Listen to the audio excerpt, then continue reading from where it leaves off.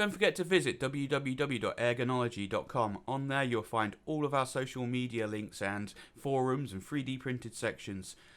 Facebook group is there for you to discuss anything you want to do with air rifles, air pistols and technology. Our dedicated forum where you can buy and sell anything that you want with regards to air rifles and air pistols, as well as our 3D printed section where you'll find the cradles that you can purchase for the chronographs for FX and the ATM ballistic rangefinders. Okay. Right there guys, we're here again with Tony. We're down at our little secret range. This seems to be a nice little meeting spot here. We got our coffee. Already? Yeah, and things are going well hopefully. And today we're going to talk about something I know not a lot about. So a lot of this, I'm afraid, Tony, is going to be on you. I do have some questions. Great. And this is all about FAC, because as the guys will know on my channel that I only do sub 12 foot-pound air rifles down to what I'm allowed to use. Yes. I do know that you need an FAC standing for firearm certificate, and I don't have one of those. So there's a lot of questions really that this is all primarily aimed at you and to help some of the guys on the channel. It's pretty interesting because I don't think I've ever read anything about how to do it, or a chat like this on FAC rifles. You'll see we get a lot of thread posts on the Ergonology forums and on the Facebook group, and a lot of people asking, shall I get my FAC, and a lot of people asking how to go about it. Okay. And generally I don't know. So start off with FAC obviously is firearm certificate, but what is it? Okay, so let's try and make it as clear as I can. So basically in 1969 they changed the law from a basic test where they were shooting using an Indian test of plain pine boards. And I think it was 9, and if the pellet went through the 9th one, it was illegal. Oh, it was a bit like telephone directory. Yeah, it was exactly that. And they changed it to a foot-pound, so 12 foot-pound. The background to that is we think, and it's very hard to say back to '69, but that it was intended as a 10 foot-pound law. Yeah. But at the last minute, they decided to give them a bit of headspace, so that it wasn't. Most air guns would just about do 10 foot-pounds at that point. And I think there was some concern over some of the imports from America, like the Benjamin and those with the pump acts, which were doing 20. And first of all, the British industry didn't want to be outclassed by American imports. And secondly, I think somebody went nuts on the Hammersmith flyover with a Benjamin, and they decided now's the time to bring in the restrictions. So they put a 12 foot-pound law in. That's 12 foot-pound muzzle energy, which it means it's a balance between the weight of the pellet and the muzzle velocity, and we all know how that works. But all air guns are, if they're over 1 or 2 joules, I can't remember what it was, they're all considered to be firearms. So every lethal barreled weapon over the specification of a toy is a lethal barrel weapon, and therefore it comes under the Firearms Act. So basically a 12 foot-pound rifle is a firearm. It's a Section 1 firearm. But here's where the terminology gets important. It's not deemed to be especially dangerous. That's a double negative, I know. But it's not. Therefore, a gun which is over 12 foot-pounds muzzle energy is deemed to be specially dangerous, and therefore comes under the full weight of the Act. If it's below 12 foot-pounds, it's not especially dangerous, and therefore is exempt the need for a license. So, ladies and gents, when you go out with an air gun, you have to comply fully with the firearms law.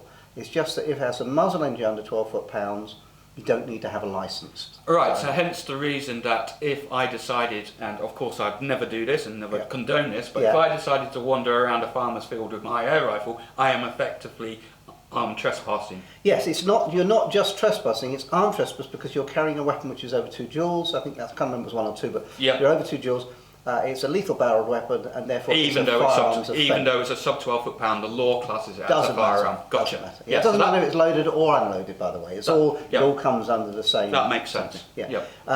So you've got that's the baseline of the law.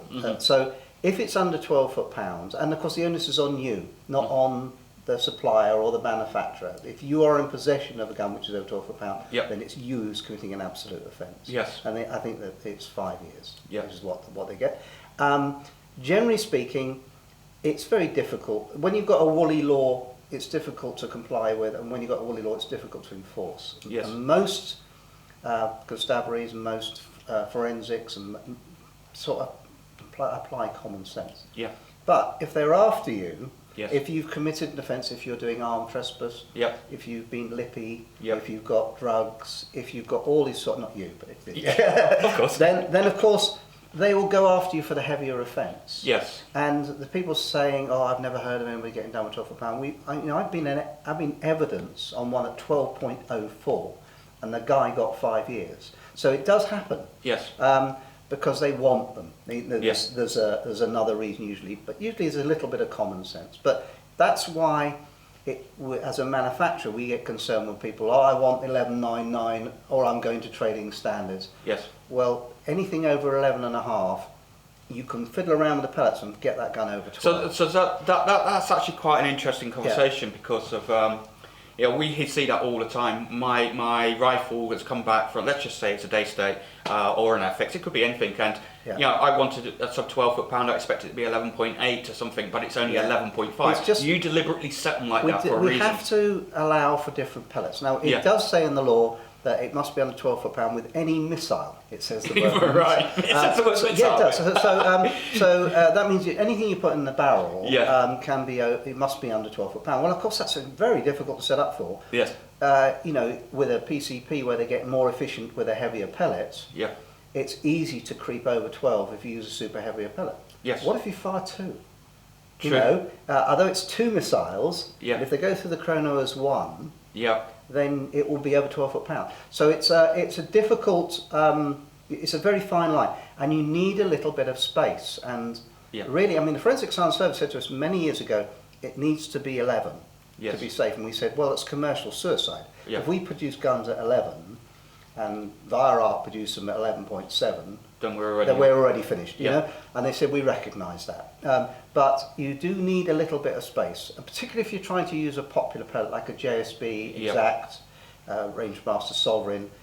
Those are very efficient pellets. So if you then go into a less efficient pellet like a Bisley Magnum, you're going to gain, if you set it up with that pellet, you're going to gain a few more energy, and therefore the other ones will So it's a bit of wriggle room, and it's a little bit like speeding. At the end of the day, if you're doing 71 miles an hour on the motorway, technically you are committing an offence. Therefore, you should be doing slightly less than 70 to give yourself that. And that's why speedos generally overread a little bit to give you that wiggle room. Except you don't commit a firearms offence when you go 71. Exactly.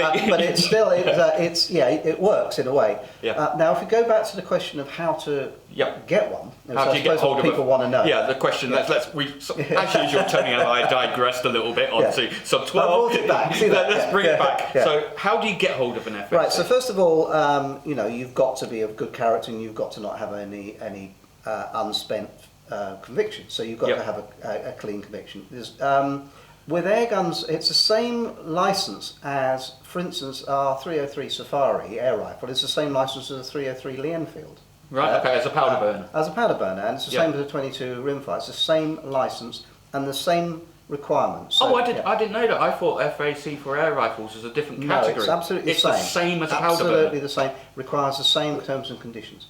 The only sort of caveat to that is that the police, there's not too many people going into Barclays Bank and holding it up with a PC charge air rifle. Yeah? True. And there's not too many people really using them bad. In fact, there's not too many people using registered firearms badly anyway. It doesn't really happen. Yeah. But they've got to think of their pensions, haven't they? And if they're issuing you a licence, if I was a policeman, I'd be looking the guy in the eye and thinking, is he crazy? What's he going to do? It's okay, I've checked him out. Yeah. But I can't really go any further than that. And of course, the great problem with Dunblane was where the police did license a guy who was clearly loose nuts, and he was granted a firearms certificate. And clearly, any firearms liaison officer is not going to want to make that mistake. So when you apply for an FAC, you're interviewed, your background checked, and then you're interviewed by a liaison officer. Yeah. So what will happen is you will go online, download a certificate, fill it in, send it off. Yes. There's a fee involved. You send that off, and they will contact you, and they will arrange usually to come out and see you.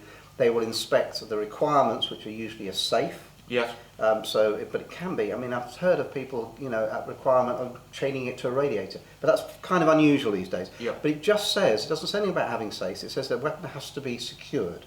Yeah. But that usually is interpreted by the police to be a firearms safe. Yes. And it's usually best if that safe, again, it's guidelines that the police will give you, Yeah. that safe is not like when you look through the living room, it's So, there. so they'll come and check to make sure, common sense, that it's locked away securely, it's not easily accessible to anyone looking through windows, to kids and stuff That's like right. that. And of course that does apply to air guns anyway, and let's just sort of throw this one in. When they did the Violent Crime Reduction Act, they shoved in some amendments on firearm airgun security. Mm-hmm. So you can't really just leave an airgun, a 12-foot-pound airgun, lying around the house anymore, or in a broom cupboard, because if somebody gets hold of that, you are now committing an offence under the Violent Crime Reduction Act. Okay. So it has to be chained, secured, or out of harm's way if somebody else comes in. That was an amendment put in on sub-12-foot-pound airguns. For high-power air rifles, that applies exactly the same, but it should probably be put in a more secure area because they're more dangerous. So once you've got your licence, in fact, before you get your licence, is there a requirement? Do you have to have a reason for it? No, the licence is so the licence is for whatever you want. So you can apply for a 17 HMR, a 50 caliber Barrett, and an air rifle. Yeah. But of course, the police will be looking to see what you're going to do with that 50 caliber. So do you actually have to have requirements? You certainly do on a firearm. If you are shooting your firearm anywhere, you need to have permission to shoot it. Yeah. Usually, if you're shooting on land, you have to have landholder's permission. That's usually deemed to be a letter. If you're shooting an air rifle, then of course you have to have a reason. There's no right in law. We don't have the right to bear arms in the UK. It's kind of a privilege granted to you by the Home Office. So you have to have a reason for ownership. That usually means belonging to a shooting club, or it might mean that you've got permission to shoot somewhere. So the same laws apply. I just will say that applying for a firearms certificate on an air rifle is one step back. Yes. Certainly on firearms, there's no chance of you getting a firearms certificate on an open ticket. That is, you can shoot it here, then, everywhere you have permission to shoot. They will always, generally, I can't say always, but they will specify the use and where you can use it. Right, so for example, if I wanted to apply for an FAC, I could say, for example, I want to join a club, and I will be using my FAC rifle at that club, and that would be my valid reason. It could be. They may come back and say, well, why aren't you in the club? And they may insist that you do that before they get the licence, but there's no requirement that you are in that club before you apply. Certainly, it would come down to the policeman's... Or it could be, I have permissions of 5 farmers, and I have permission to shoot on these lands, I do pest control, and that's my reason for wanting one. With a firearm, they're probably going to visit the land and check that there's not a public footpath, within so many metres, and do all the rest of the checks, and they may look on a map. Or they may expect you to do that. With an airgun, probably less so. Yeah. But it just depends on how many you're applying for. You can put any amount of guns on the licence when you apply, and it's probably not a bad idea to do that, because if you change your mind and want something else, then you'll have to pay a variation fee. Oh, so so the FAC is rifle specific, is it? You have to list what it is that you want. Rifle. Type. Oh, I see. So, so for example, if I was applying for an FAC for a higher than 12-foot-pound, I would basically put down Usually it's a high-power air rifle.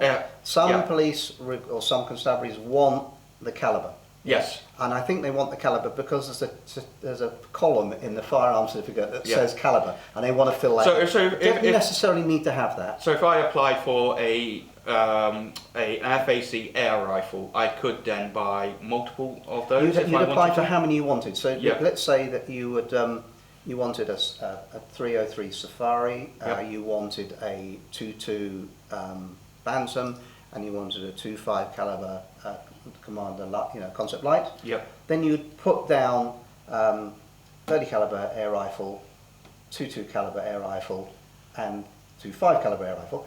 And then the police will probably say to you, "Why do you need the 3, sir?" And you and then you've got to justify it. Makes sense. But of course, if if on your license when it comes up for renewal, you've only bought 2 and not 3, they will remove the 3rd one as you clearly don't need it. Oh, I see. And how often is a renewal? 5 years. Every 5 years. And then do they go through the same checks, or is it just to make sure that they may well come out, they usually do come out and inspect the guns to make sure that they're still there. And they can do that at any time. The other thing about going on to a firearms certificate is that you essentially waiving your rights of your Englishman's home is his castle. The moment you are on a firearms certificate, they have a right of access to your premises. So they can come at any with time. reasonable notice, Yes. it says. Yes. So they can come at any time, and they can knock on the door and ask to see your guns, and you'd be advised to say yes. And Be advised to say yes. and they will. Yes, sir. And they will come and inspect, make sure they're there. For instance, if they've had a robbery in Yeah. the local area, they may well check the local guns to see Yeah. if they're all there, if one hasn't been stolen. you Yeah. know. And so this is the sort of thing that will go on.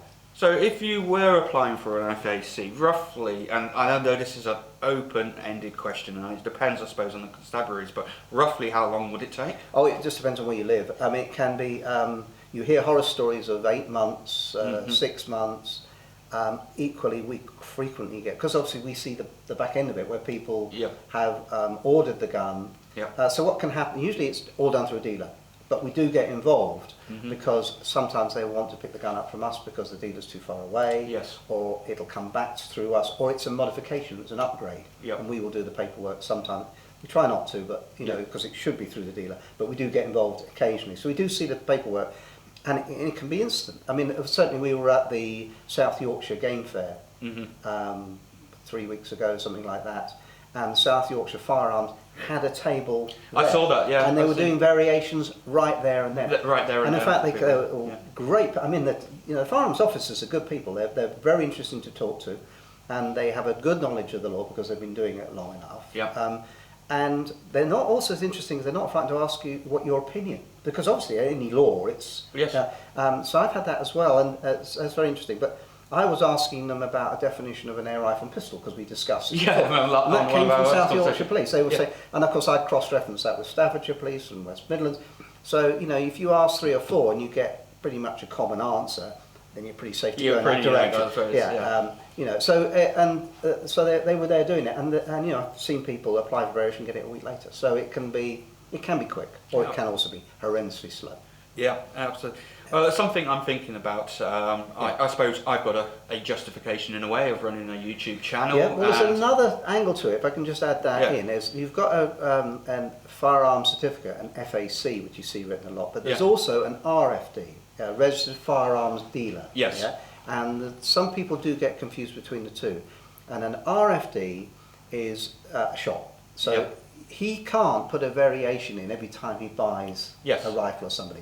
So he runs a ledger, a book, which would you believe is still manual. And he runs a ledger, you know, he gets his quill out and sharpens it and writes in there that he's taken in this rifle.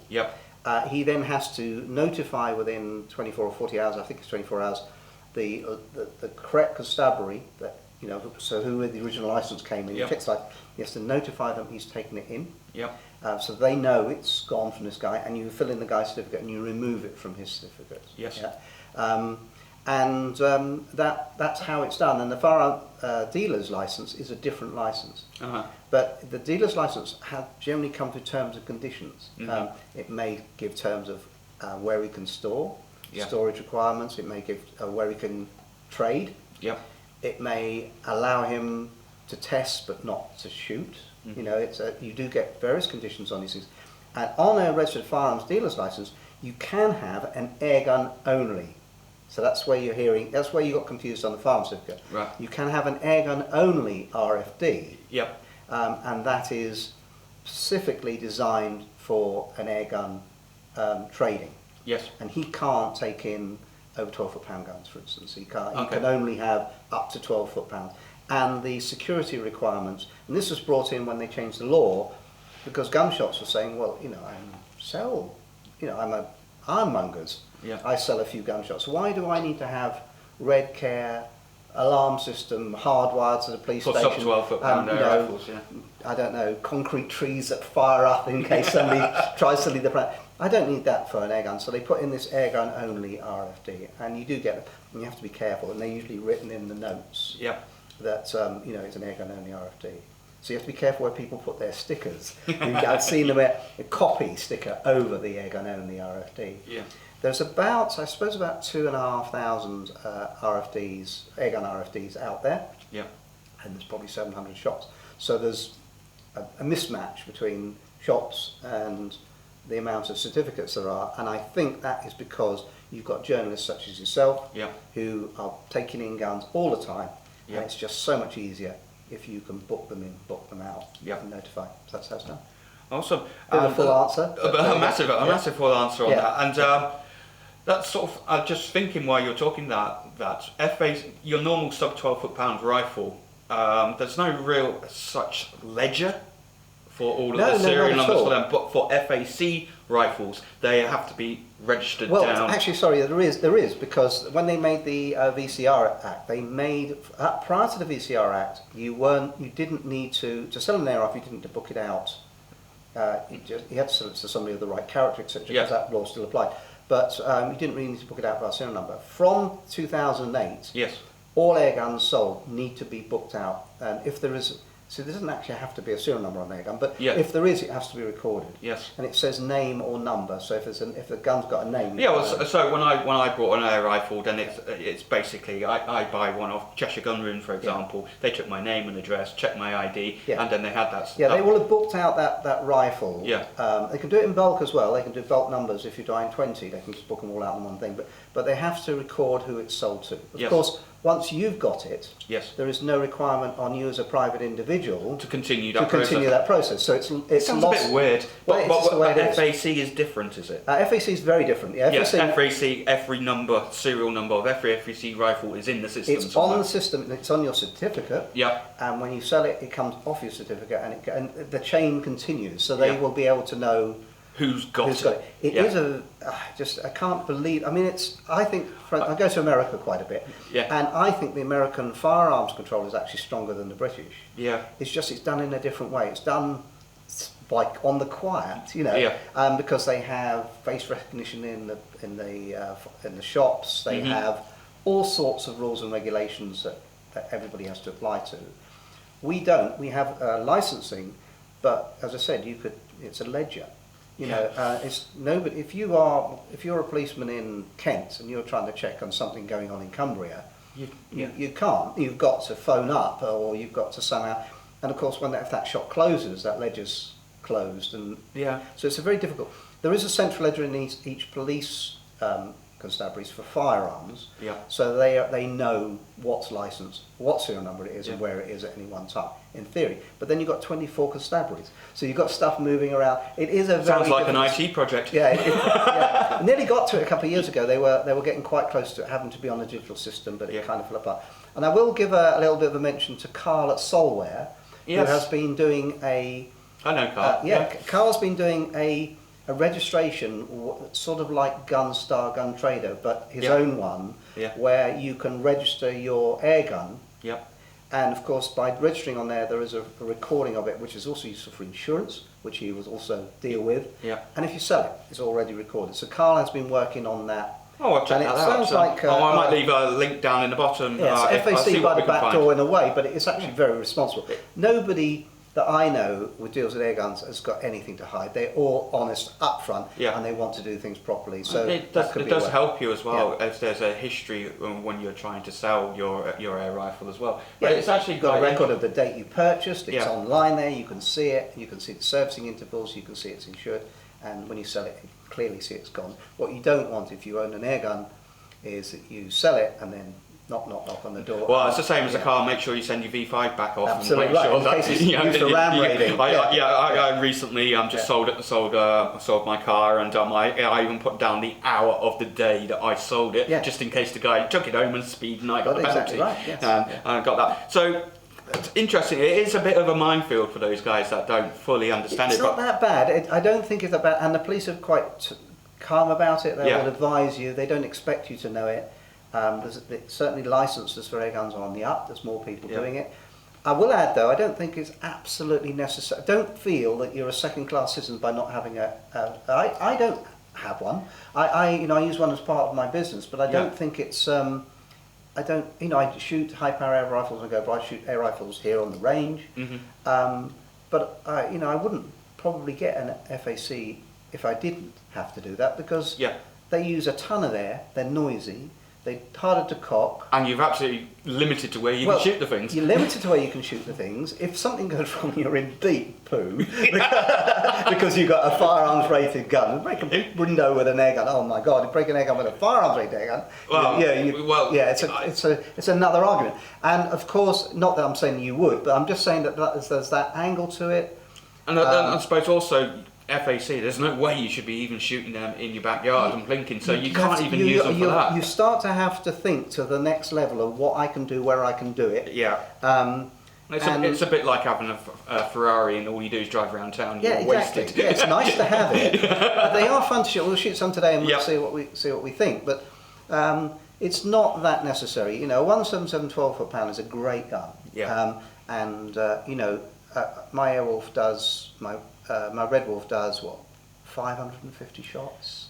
Yeah. And that Safari's going to do 30. Well, I think I'm probably going to stick with the sub 12 foot-pound. Yeah. Personally, I have no reason for an FAC.